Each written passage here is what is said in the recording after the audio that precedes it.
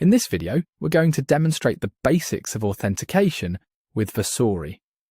We're going to focus on an integration that posts a message in a Slack channel whenever a new form submission is received from Webflow. Although this integration is straightforward and consists of a single workflow, it still requires connections to both Slack and Webflow. To achieve this, navigate to the Authentication tab and select one of the systems listed. If your integration involves multiple systems, they will all be listed here.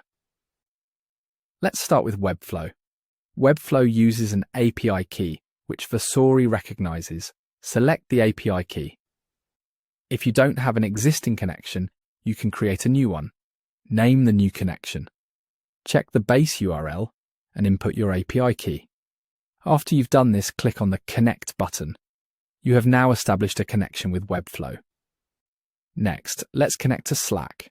Slack uses OAuth 2 for authentication.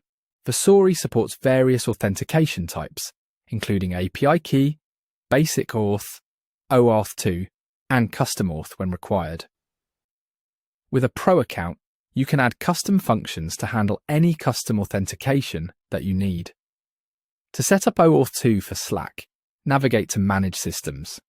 Here you'll see that Versori already has the correct authorized URL and token URL.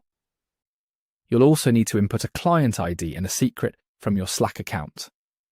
Versori has already covered all the scopes required for the integration, so you can now create a new connection. After inputting your connection name and checking the Slack base URL, click on the Connect button. You'll see an authorization modal from Versori Slack. Accept the scopes and allow the connection. If you want more details on authentication with Versori, feel free to explore the Manage Systems section.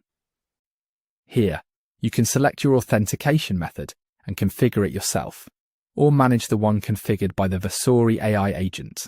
With the connections now established, you're ready to deploy your project. Thank you for watching this video.